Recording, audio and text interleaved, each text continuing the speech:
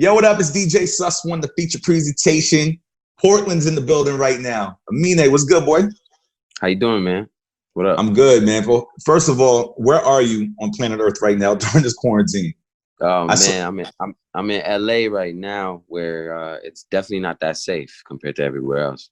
Explain, because Atlanta's partying right now. I saw a video of people in Atlanta partying, like girls posting like all up on the dudes and shit, like the club. twerking. I was like, yeah, I mean, no mask it's wild. city. It's So what's wild, going? man. I couldn't tell you. It's definitely I'm definitely taking the quarantine thing pretty seriously. When we shoot videos and do all this thing during quarantine, we kind of make sure we got a small crew and we do it efficiently and we shoot videos outside and all this stuff. But it's crazy. It's crazy. What's it like in LA right now while you're out there?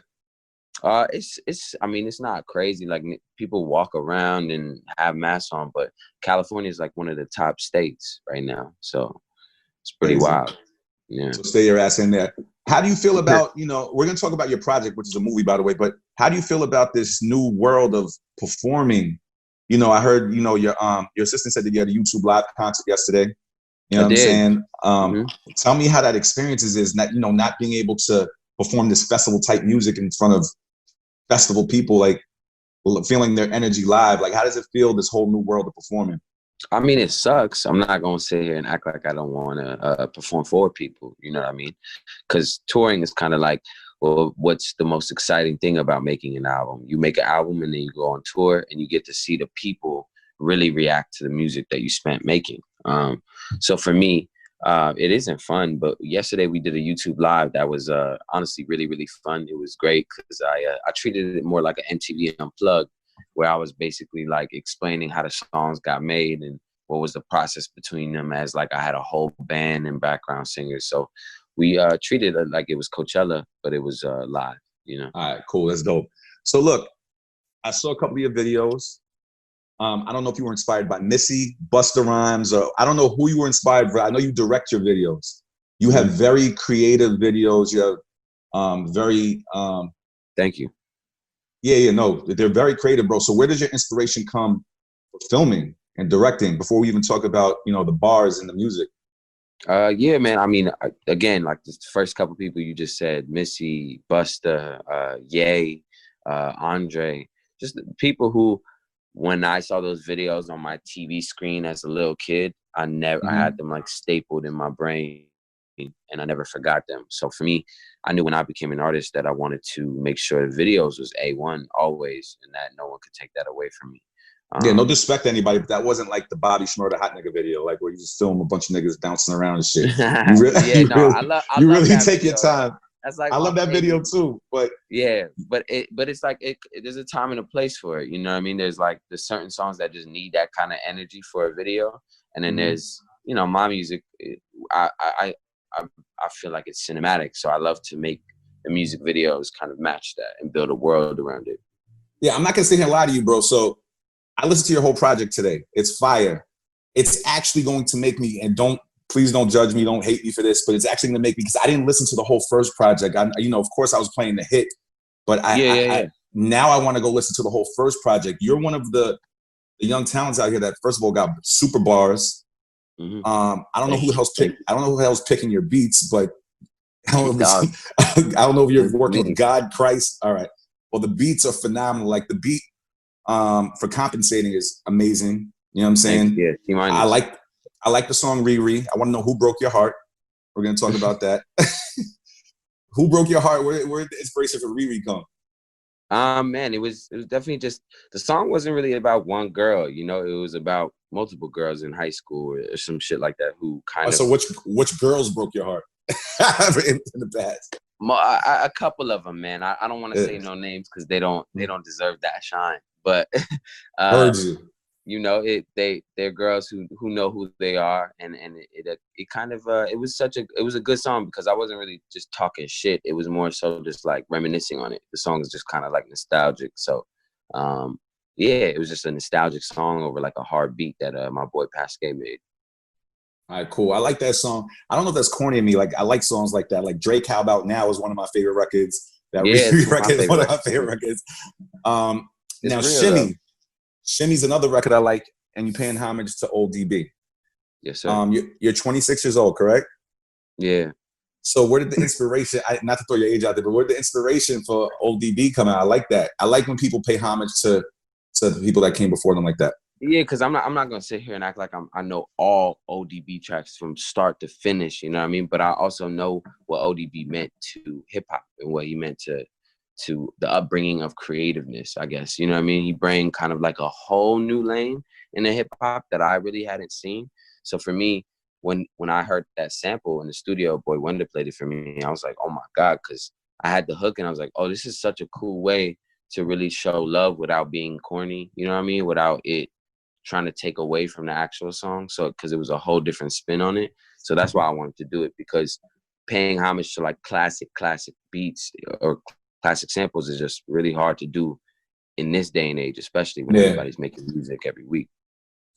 Do you feel like, because I was listening to your bars, like you're still kind of, you've been in the game a few years now. This is your sophomore album.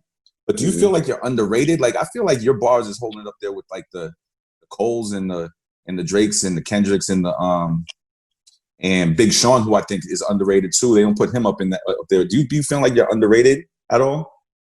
I mean, yeah, especially right now for me, just because I'm more so in the young. All those guys you mentioned are much older than me. You know what I mean? So for me, it's gonna take some time to get up there. Hopefully, this album really like shows people what I could actually do, and I think it will. But it'll take some time. I'm young, so it's all good. But I definitely do feel underrated for sure.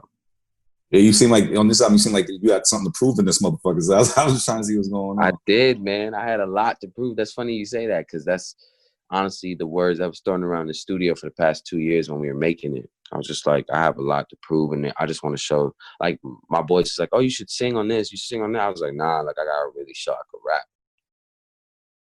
Well, you definitely proved on this one. I'm looking forward to hearing more music. So where's the Kobe tattoo? Number 8. Cool. Just wanted to make sure that, it was honest music going on. My man said, where's the Kobe tattoo? So talk to me about that interlude too, man. You said you felt like you lost some of your innocence and some of your childhood when Kobe passed away, which I'm sure a lot of people felt. But you seem like one of the biggest Kobe fans, like the way I heard you speak on it. So talk about that part of the project too. Yeah, so the person who's doing all the skits on the album, all the speaking that you hear, his name is Jack Knight. He's this black comedian from Seattle. He's super funny.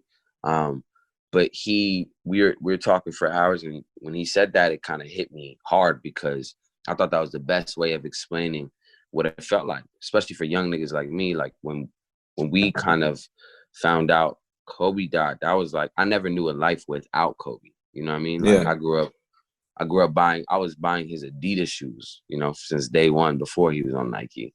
And so for me, it was like seeing him gone was like seeing something I was so used to seeing as a child.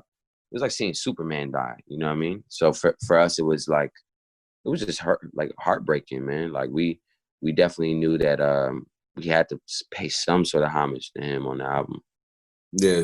So also moving forward, I want to know what it was like, because this is my first time talking to you. I'm sure you've talked about it before, but what was it like growing up in Portland, and who did you listen to, coming up to have the bars that you do? I saw in an interview that you said Portland has, the part has very small amount of black people where you grew up. Is that true?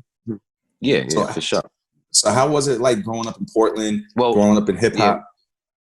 Go ahead. No, I was gonna say, just to be specific, the neighborhood I grew up in was Northeast Portland, so it was It was mainly black people only in that neighborhood, but it was very small part. Yeah, very small part. Like our percentage in the city, once you step outside my 8 block, 7, 10 block radius, once you step outside of that, it's definitely just white everywhere. You know what I mean? So for me as a kid growing up, I never felt welcomed. I never felt like I belonged there, because I loved my community, because that was like family, like that's home for me. You know what I mean? But growing up there as a black person really ain't fun, because there's definitely so many racist incidents that made me who I am today. I actually like being from Portland, Oregon, because it gave me a whole new perspective on life. How did people from your hometown feel when this whole craziness that happened with like George Floyd and Breonna Taylor throughout this whole pandemic happened? Knowing that it's such a small community of black people, and then as soon as you pass that outside, it's a different it was different races. How was the response out there? Obviously, everybody hated it, but how did was the response out there with your peers and your family when all that happened? Yeah, I mean, it was definitely heartbreaking. I mean, like, the thing about it is, man, Black lives have been dying for years. Like, this, Yeah, Tamir rights, anybody, like, this is something that's been going on. So I guess for Black people, it isn't surprising. We're more so just heartbroken that we have to do this again. You know what I mean? Like, again and again and again. So for me and my peers in Portland, it sucked, man, because we live in a state or a city that kind of does the protesting and is very liberal, but it isn't really welcoming to Black people. You know what I mean? It's like the liberal people who are protesting for the Black Lives Matter movement in Portland, Oregon, who are white, are the same people kicking out Black families out of these neighborhoods and gentrifying our neighborhoods. So crazy. it's a bit hypocritical, you know? Yeah, we've seen a lot of that all over the place too, man. Yeah. Well, I don't even know what to say about that. That's a whole nother conversation. But That's what I'm saying. I want to focus on the music, but that's a whole nother conversation. We can have that another day because I always like to ask people: do you think we're going to see change, tremendous change within the next few years, in the next 5 to 10 years? Do you think in our lifetime we'll see more to 80% unity? All right, you're saying Nah, no. man, not yet. Not. I don't think in our lifetime we're gonna see some change because it's happened too much. You know what I mean? Like, it's happened way too much. If this was like an incident that happened once every 10 years or something, maybe. But this shit happens more than 10 times a year. So yeah, I just don't think it'll change that. Hopefully we can do a lot to make it change though for the future, for our future kids and stuff. I hope so too. So talk to me. Why is the album called Limbo? Just for me, I think personally for me on my first album, second album, I think a lot of people saw me as like a very bright, happy kid who makes like pop rap or something like that. But for me personally in my life, I knew with this album, I wanted to do a step up and make something a bit more mature. But I realized I was kind of going through like a quarter life crisis. You know what I'm saying? Like I've never heard a quarter life crisis. A quarter life crisis? A quarter life crisis where It's like the best time of your life. Nah, it's like the best time, but it's also like you're going from a young man to an adult. Like I'm 26, so I'm thinking about 30. I know that's not that close, but I'm thinking about 30, and I'm just that transition from a young man to an adult. You start to value things differently. Family, friends, relationships that really matter versus all the bullshit that comes with being a young man. Like going out and doing all that crazy stuff. But for me, I felt like I was really caught between who I really wanted to be. You know what I mean? And so for me, when making this album, I thought Limbo was a perfect title because it really means like stuck between two places. Like I'm currently like mentally like in limbo. So I wanted a title that was quick and got to the point and, really let fans know that like not to put me on a pedestal. They be looking at rappers and celebrities trying to get the advice and all the like knowledge from us, like we're Martin Luther King or some shit. But like, I just wanted to let people know, like, I'm just figuring it out too. I'm an adult. Like I'm learning just like you are. I love that you admit that. I love that you're honest. I love that you speak on things like that, man, because a lot of the music out in hip hop right now, not all of it, obviously, but a lot of music out in hip hop from people your age is a lot about just partying and twerking and drinking and money. And, they don't really talk about things like that. So, yeah, I mean, twerking, drinking, and money is good too. I mean, I know that it's needed, but we need that other element. Oh, for sure. Yeah, we need all spectrums though of rap. You know what I mean? I think that's what made the golden era of hip hop so cool because there were so many different characters in it. It's like a video game, Like if you want some turned up shit, you go to this person. If you want some introspective shit, you go to this person. Da da da. Yo, another one of my favorite records because y'all was going bars, pressure in my palms.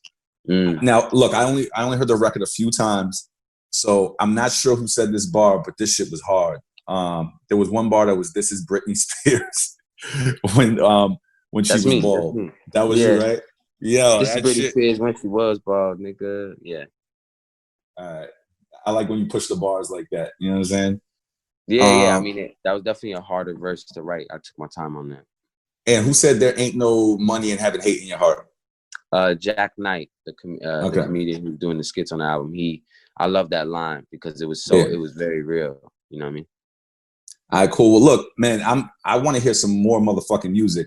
This album, anybody who's just tuning in right now, I'm sure a lot of you are familiar with him. He's had hit records. He's had millions of views for the past 2 years. This project, this body of work is phenomenal. This is one of the bodies of work that you turn up onto ignorant, stupid, speaker blowing, replace your speakers in your car immediately, volume levels. And I think you guys should go stream it immediately, Limbo.